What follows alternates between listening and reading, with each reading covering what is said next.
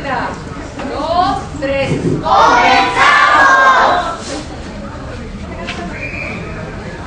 Bueno, muy buenas tardes a todas, a todos. A nombre de la Secretaría de Cultura, de la Coordinación de Patrimonio Histórico, Artístico y Cultural y del Museo de los Ferrocarrileros, les damos la más cordial bienvenida. Hoy, en el marco del Festival Internacional de Cuenteros y Cuentistas del año 2012, tenemos un evento titulado Viajando sobre rieles, a cargo de la narradora oral Emma Carolina Velázquez Vargas, para quien pido un aplauso.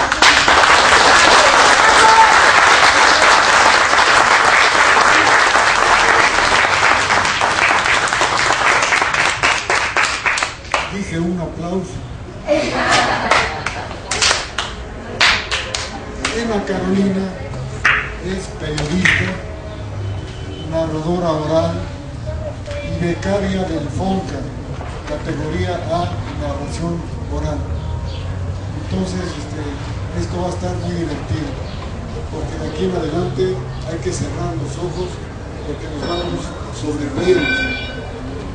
Le doy el micrófono, que no es fácil el micrófono, a Emma Carolina.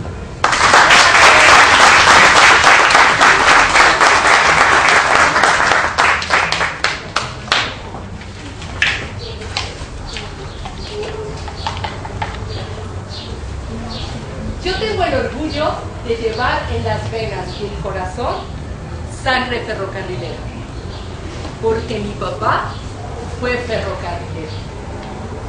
Él trabajó desde los 16 años hasta los 73 en el Express. ¿Qué era el Express? Un servicio que se daba en los ferrocarriles para llevar pequeña carga, y el vagón se conectaba en el tren de pasajeros y jalaba aquella carga donde había flores, podía haber quesos, crema, todas las revistas y los periódicos que se distribuían en el país. Mi papá fue un hombre al que le gustó mucho el movimiento. Por eso su tía Augusta, que lo quería mucho, decía que por eso se había hecho ferrocarrilero, para andar de aquí para allá, del norte al sur del país, de occidente por el Golfo de México hasta la península de Yucatán. Y sí, mi papá era bien travieso, amiguero, amante del fútbol y aficionado a los potros de la calle. Por eso mi papá se hizo ferrocarrilero, porque le gustaba la aventura y el movimiento. No terminó la secundaria. Así es que su papá se la cantó derecho y le dijo: aquí no queremos vagos. Así es que si usted no estudia, a trabajar. Y se la cumplió. Así es que mi abuela Cristina fue con la tía Augusta, que quería mucho a mi papá, y le pidió ayuda. Y la tía Augusta fue, preguntó, investigó y encontró. Y al mes mi papá ya estaba trabajando en Ferrocarriles Nacionales de México, la empresa que el presidente Lázaro Cárdenas en 1937 nacionalizó, en el servicio de express. Entró como cargador, lo que ahí se conocía como estibador. Los que cargaban los bultos, los llevaban del camión al tren, y del tren descargaban al camión. Primero le costó mucho trabajo. Entraba a las 12 de la noche y salía a las 6 de la mañana, pero bueno, con todo y los trabajos abundó. Después, con el tiempo, agarró camino y se subió al tren. Mi papá decía que con el tren México había cambiado. Había llegado la modernidad al país y, además de ser un servicio muy barato, se había conseguido promover la agricultura, la industria y el comercio. También en el tren se reflejaba todo lo que pasaba en el país, como en este cuento de Francisco Rojas, donde nos habla qué pasaba en México y en el tren en tiempos de la crisis.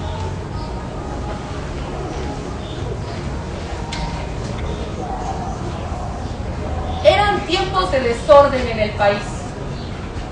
Los campos y los valles y las siembras estaban llenas de desolación. Había miseria por todas partes. La gente iba huyendo de los campos y de la pobreza y subiéndose al tren. Un tren de carga venía del norte al centro del país. Iba lleno de campesinos, de rancheros, sus familias y sus hijos que iban huyendo de las vacas flacas que había en la casa. Aquel carro del tren iba atiborrado de gente. En el piso, las mujeres iban sentadas como gallinas cluecas a punto de empollar. Los hombres iban recargados en las paredes del tren, cuchicheando lo que pasaba en el país. ¡Malona la bola! Se llevaron mi caballo y hasta mi 30-30, decía uno. El otro le decía, no, pues si te fue bien. A Atanasio le llevaron su caballo, a su novia y hasta a su hermana. Seguían cuchicheando y mirando el paisaje que se veía a través de la puerta del carro de carga.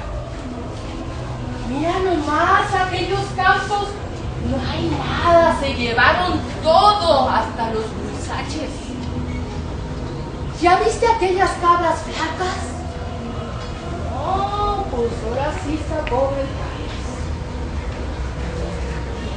Del otro lado del carro, en la esquina más cómoda, estaba un fraile.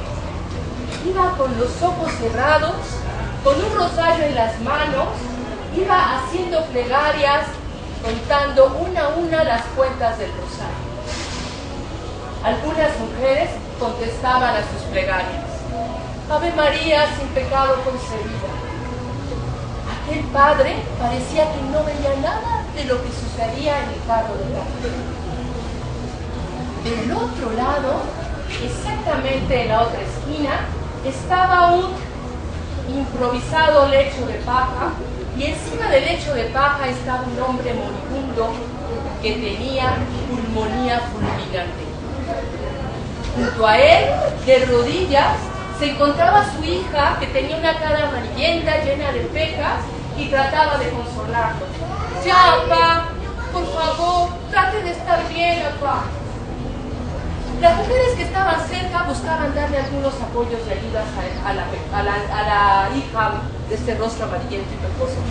Y le decían, tenga niña, este tabaco, mastíquelo y póngale unos chilladores aquí en las sienes. No, mire, espérese, porque en la próxima estación vamos a ir a comprarle unos blanquillos para que se alimente. La hija del hombre lo único que hacía con su desesperación era sentarse en el piso y hundir la cabeza entre las piernas tapándose los oídos. En medio del carro la gente seguía cotejando. De repente el tren se detuvo. Se oyó un rumor afuera como si fuera agua hirviendo. Y después la multitud empezó a amontonarse y a empujarse y a tratarse de meter al tren. Entró un hombre alto que atrás llevaba a una mujer que cargaba con su rebozo un niño, llevaba unos bultos en los brazos y además un loro en una jaula. Atrás de ella entraron otros hombres, empujaron, pisaron a las que estaban ahí. Empezó a haber gritos, voces. De repente una señora gritó, ¡ay, Melquiades, es que un hombre me está pellizcando! Los hombres con eso se sonrieron. Las mujeres se taparon el rostro con el rebozo. El tren siguió su marcha. Parecía que ganaba cada vez más, tragando el tiempo sin avanzar gran parte del territorio. Pasaron 3 horas, llegó el atardecer y la noche. Aquel tren sucedía de todo. Alguien pasó de repente una botella de tequila. El trago fue de mano en mano y aquello se volvió una fiesta. Empezaron unos a cantar, otros empezaron a llorar y así transcurriendo el tiempo hasta que la mayor gente del tren, entre las plegarias del fraile y las quejas de aquel hombre que estaba sobre el lecho de paja, empezaron a llenarse de un humor que olía a orines, a sudor y a pacífico. En la madrugada el tren frenó de repente. La gente medio se cayó y despertó de su somnolencia y el conductor gritó: «¡Llegamos hasta aquí, Cuartilla! Estamos en Tacuba. Hay autoridades que nos dicen que nadie puede quedarse arriba, todos para abajo». La gente obediente, como si fuera un rebaño de ovejas, se levantó y fue saliendo hasta que desocuparon aquel tren de carga. Arriba solamente quedó el humor del sudor y del olor de los pañales del niño. En esa desolación solamente quedó en un lado del carro la hija del hombre moribundo que hincada solamente les decía: «Sal, Señor, deja que esta alma saque todos sus pecados». En medio de esa desolación, el carro se quedó vacío. Eran tiempos de desorden y de guerra civil en el país.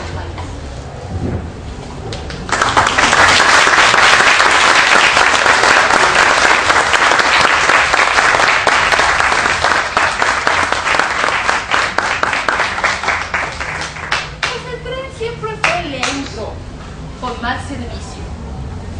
Las empresas decían, más bien las autoridades, porque en ese tiempo el tren estaba nacionalizado, que era en parte culpa de los trabajadores. Porque los trabajadores estaban organizados en un sindicato que le molestaba al gobierno. Pero no. La decisión de las autoridades fue privilegiar el transporte carretero frente al ferrocarril. En 83 años, el ferrocarril creció 33%, mientras que el transporte carretero creció en 60 años 23,000%. El país se llenó más de carreteras que de vías de tren. Bueno, de esta andar lento del ferrocarril, mi madre tenía muchas anécdotas y que todas las tengo aquí presentes en la memoria. Como aquella en la que dos compadres en los años 60, por la vía que iba de Guadalajara por el Pacífico hasta el norte, a Nogales y Mexicali, tomaron el camino para ir del centro al norte. Uno decidió irse en burro y el otro decidió irse en el tren. Y el tren era tan lento que todo el mundo lo conocía como el Surpaciencias, porque tenía como nombre el Surpacífico. Así es que el compadre que se subió a sus paciencias desde la ventana, cuando vio a su compadre que iba en burro, le dijo: compadre, véngase, acá estamos cómodos. Y el compadre de abajo le dijo: no, compadre, porque llevo prisa. Así era la vida de ese tren que corría sobre la carretera de México. Tenía además el tren de pasajeros, un servicio de primera, que era cómodo, un servicio de segunda que tenía unos asientos de madera, y el servicio de pullman, donde se podían hacer las sillones o las sillas, más bien los sillones, se podían hacer por la noche camas, y donde tenían también carro comedor, coche comedor, o también coche para fumadores. De lo que sucedía dentro de estos carros, hay un periodista, Mario Beltrán, que escribió un cuento que se llama Loma Bonita.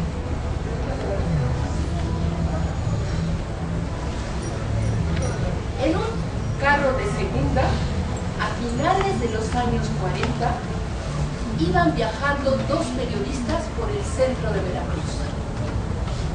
Iban llenos de ilusiones y de aventura hacia Chiapas. Estaban en un nuevo periódico y estaban pensando en todos los reportajes que iban a escribir. En el saco, en la bolsa interna, muy cerca del corazón, llevaban un tesoro. Su credencial, con su fotografía de óvalo, su nombre y el nombre del periódico donde escribían. Con este afán de aventura en el carro de segunda, iba sentado uno enfrente del otro junto a la ventana. En eso andaban con todos los sueños de aventura y lo que iba a describir de Chiapas, cuando se paró el tren en la ciudad de Córdoba. Ahí subió mucha gente y entre ella una señora que iba cubierta con su rebozo. Llevaba además unos bultos en los brazos, una señora bajita, delgada, fuerte, y atrás de ella iba un cargador. El cargador llevaba un cristal grande con algo que iluminaba sin que se viera qué era. La mujer caminó por el pasillo del carro, del coche, porque si no Salvador me va a matar, porque una cosa son los carros en los que se carga y otra los coches donde hay pasajeros. Estaba en el coche de pasajeros de segunda, pasó por el pasillo, se detuvo frente a los periodistas y les dijo: buenos días.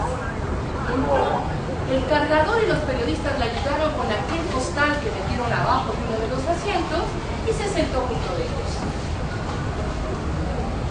El tren siguió su marcha. Fue dejando la estación, los postes, los jacales y las casas. Al poco rato, aquel tren ya iba en un tropel como si fuera un caballo desbocado a campo traviesano, rápido corriendo sobre la carretera de Urias. De repente se empezó a sentir un calor sofocante adentro de aquel carro lleno de gente. Pasó un vendedor de cervezas y limonadas. Cervezas frías, limonadas, refrescos, cervezas frías, dijeron los dos periodistas. ¡Dos! Usted, señora, le dijeron, sin olvidar a su vecina, ¿qué quiere? Y la vecina pidió un refresco. Así siguió una ronda de cervezas, otra ronda de cervezas, otra ronda de cervezas, otra ronda, hasta que completaron 8. La señora se tomó las mismas rondas de refrescos. Y curiosamente, cada vez que tomaba un refresco destapaba, recogía la corcholata y la guardaba en el costal. Aquel costal estaba abajo de la silla. Y también recogía las corcholatas de las cervezas que sus vecinos tomaban. Pero no solo hacía eso, también iba, se paraba y se iba por el pasillo y recogía todas las corcholatas que encontraba en el piso. Los dos periodistas curiosos y profesionales de la investigación voltearon a cuchichearse y a decir: esta señora, ¿para qué querrá tanta corcholata? Está un...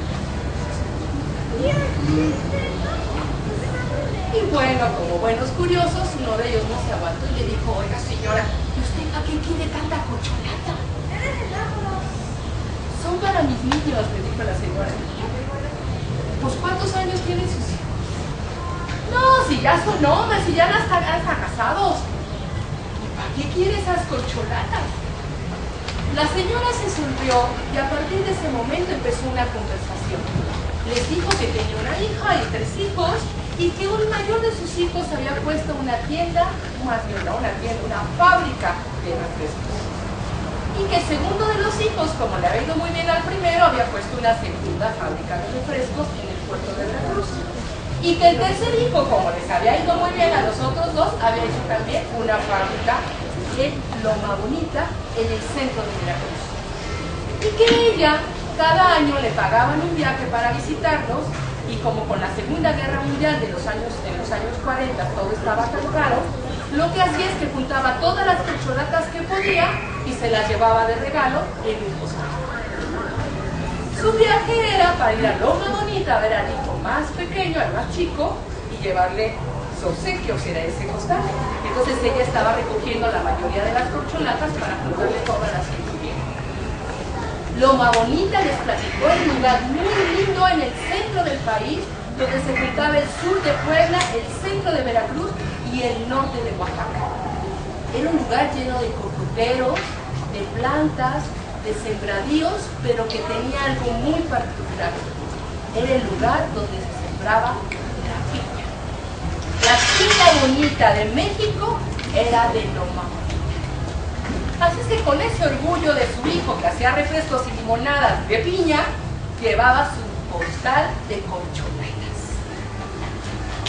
Después los periodistas, al escuchar esa historia, se sintieron más cerca de la señora, casi eran como amigos, y siguieron pidiendo cervezas. Y cada corcholata que destapaban y quitaban, se la entregaban ya directo a la señora. La señora interrumpió su bebida de refrescos y siguió solamente pensando en su viaje. Cuando ya estaba el atardecer y los pájaros empezaban a llenar las palmeras en el campo, la señora les preguntó: ¿cuánto falta para morir? Uno de los periodistas entusiasta y ya un poco mareado por las cervezas le dijo: 4 estaciones faltan para que usted llegue a Loma Bonita. La señora se quedó tranquila y el periodista, atento por la petición de ella, empezó a contar las estaciones. Pasaron una, pasaron otra, y cuando él creyó que ya estaba cerca de Loma Bonita, le dijo: ahora sí, señora, prepárese, porque ya es de noche y allí el tren para muy poco tiempo. Entre los dos le ayudaron a sacar los bultos, sacaron el costal de corcholatas, uno se quedó arriba del tren y el otro bajó ayudándola para llevar los bultos. El tren se detuvo y cuando ya estaban ahí, el periodista por la ventana le bajó los bultos del costal, el otro le ayudó a bajarlos, empezó a caminar el tren y el que estaba abajo se subió al estribo y desde ahí solamente alcanzó a ver a la señora en la oscuridad, sola, con todos sus bultos, que con el rebozo se despedía dándole las gracias por la vida. Con aquella imagen se regresó con su compañero de asiento y en silencio fueron recorriendo más caminos. Al poco rato, el garrotero anunció: ¡Loma Bonita, pasajeros para Loma Bonita!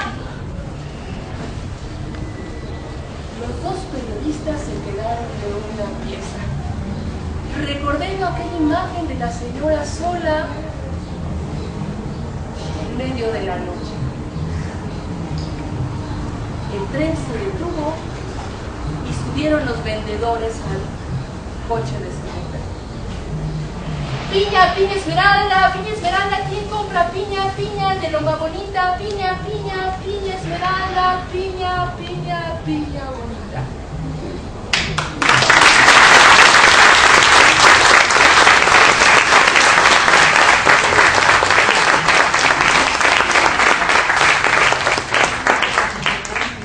Pues en Ferrocarriles Nacionales de México, quien quería trabajar ahí tenía que presentarse todos los días a la empresa. No había planta y entraban como suplentes de otros trabajadores. Así es que podían llegar por la mañana, esperar a que sacaran la lista y ese día a lo mejor no había trabajo. ¿Y ha trabajado? Así es que si no había trabajo, vuelta para atrás.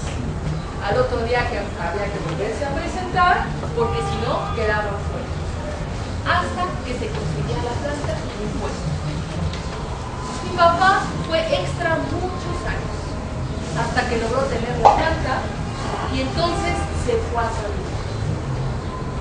La parte que nos beneficiaba a la familia del camino es que mi papá encontró rutas hacia el norte y en el norte estaba, ¿qué traemos más del norte? La fayuca. Mi papá traía fayuca, sobre todo en tiempos de Navidad, y traía luces para los árboles de Navidad, traía juguetes, traía regalos que mi mamá vendía como pan caliente y en ese mes la familia hacíamos nuestro almuerzo. Había prestaciones para los trabajadores muy pocas, los salarios bajos, pero había dos prestaciones que disfrutamos mucho toda la familia. Un pase anual con el que podíamos bajar gratis y con el que visitamos a toda la familia de mi mamá y en Ciudad Obregón, en el norte, en Sonora, también había un hospital, el Hospital Colonia, que está acá muy cerca junto al Monumento a la Madre, y en ese lugar las medicinas eran gratis. Había una farmacia donde hacían los ungüentos, los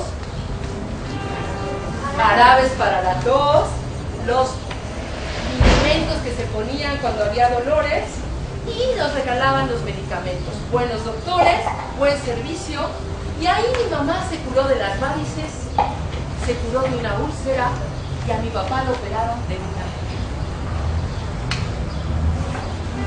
Pero bueno, mi papá, que era travieso, aventurero, como buen ferrocarrilero, le gustaba el movimiento, cuando salía a trabajar era de las bodegas de Pantácuco, acá por la Industrial Vallejo, y después se iba a la estación de Buenavista para enganchar el carro de express al tren de pasajeros.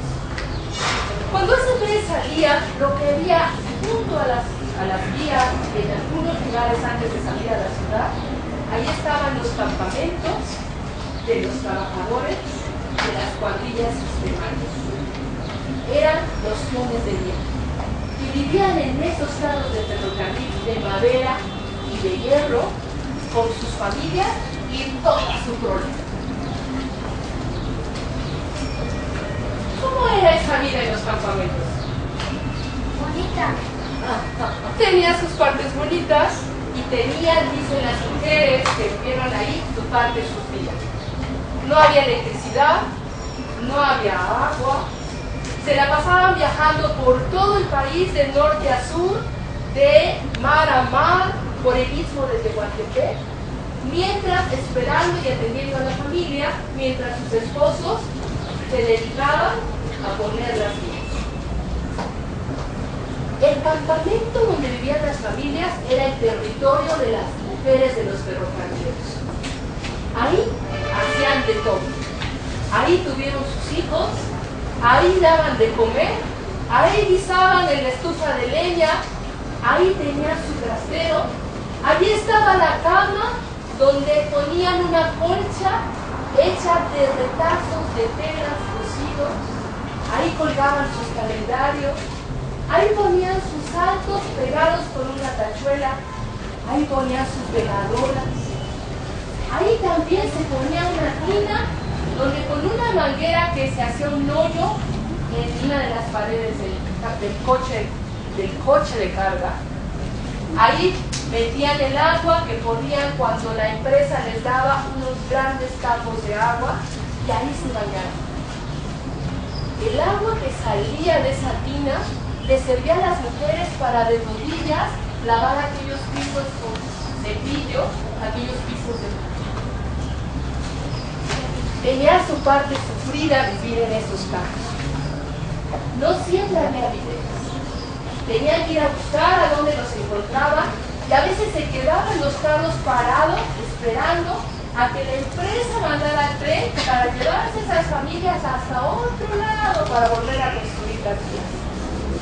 Cada vez que había un traslado, las mujeres tenían que coger su trastero, envolver sus trastes, sus cubiertos de peltre, sus platos, sus vasos, sus ollas, su estufa de leña y la guardaban. Después, cuando llegaban al otro lugar, muchas de esas cosas estaban listas. Había que volver a empezar y buscar otra vez donde había líderes que vivir. Hay una cosa que las esposas de los ferrocarrileros siempre dicen. ¡Ay, cómo bebían los ferrocarrileros! Había ocasiones en que el esposo se iba a cobrar y no regresaba hasta el lunes. Había veces que iba con los líderes, porque iba a cobrar y compraba la comida y regresaba. Las mujeres que vivían y trabajaban en estos campamentos dicen que además allá afuera del campamento ponían sus tendederos. A veces lavaban con aquel tanque que llevaba la empresa de agua o si no se iban al río. Entonces aquí los campamentos se volvían como una fiesta. como estos lugares donde andan los gitanos, donde está el carro, se ven aquellos colores de los calzones, los pantalones, las faldas, todos tendidos, y junto a las puertas estaba el sello de la presencia de estas mujeres. Las macetas llenas de flores. Las hacían con latas de Clemente Jazz, de leche Carnation, y ahí ponían sus flores. Y estaban, ¿qué flores se les ocurren? Los claveles, los geranios, rosas, margaritas, había muchísimas flores. Era lo que adornaba como un marco, como vemos las trajineras de Xochimilco llenas de flores que dicen Lupita, María, Carmelita. Bueno, así eran aquellas puertas de las entradas de los carros.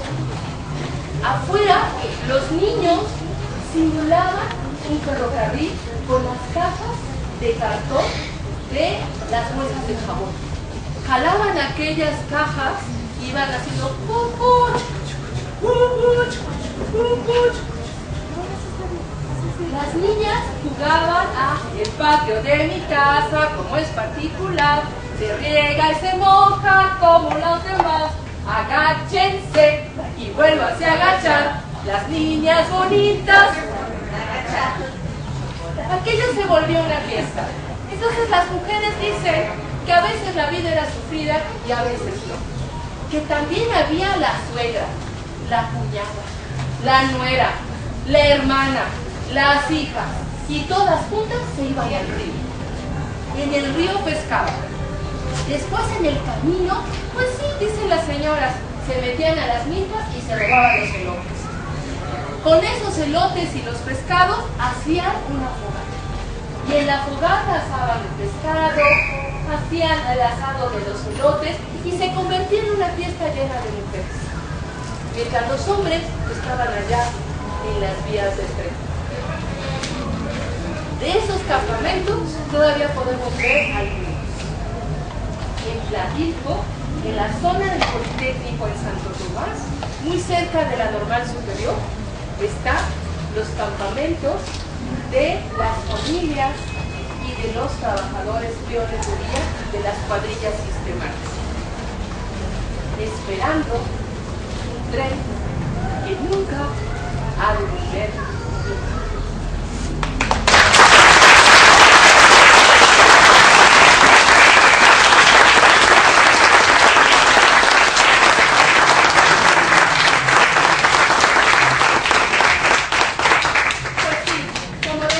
Augusta, que tanto quería a mi papá, que nunca tuvo hijos y que decía que era su mero petatero. Mi papá se hizo ferrocarrilero porque tenía espíritu de aventura, le gustaba el movimiento.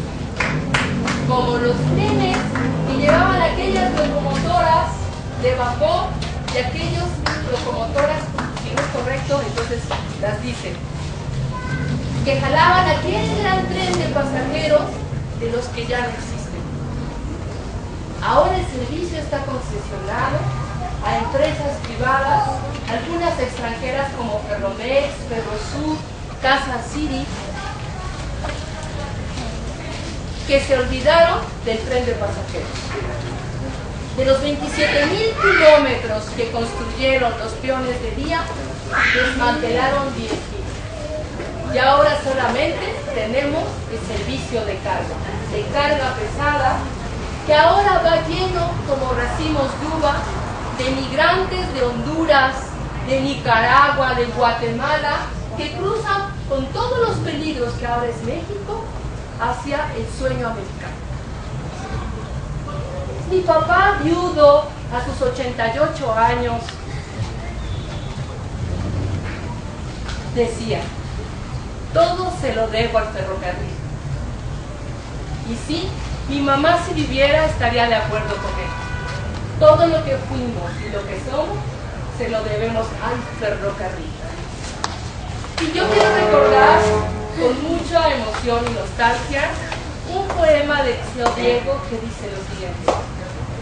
¿A dónde se han ido los trenes llenos de fama y de gloria?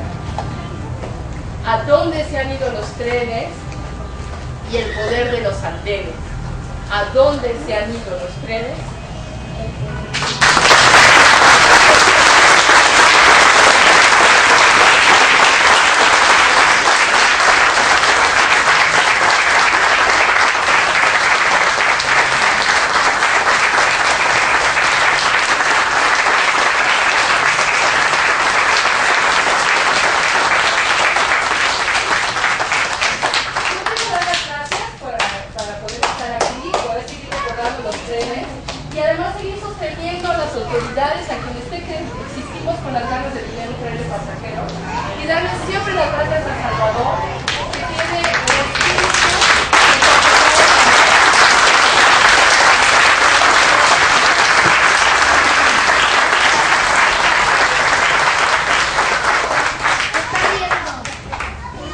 tengo que ayudar con este aparato.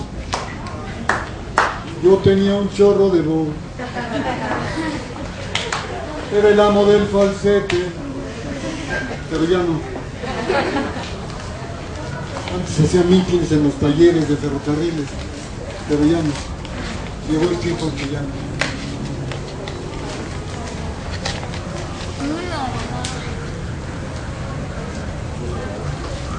Este es un reconocimiento para una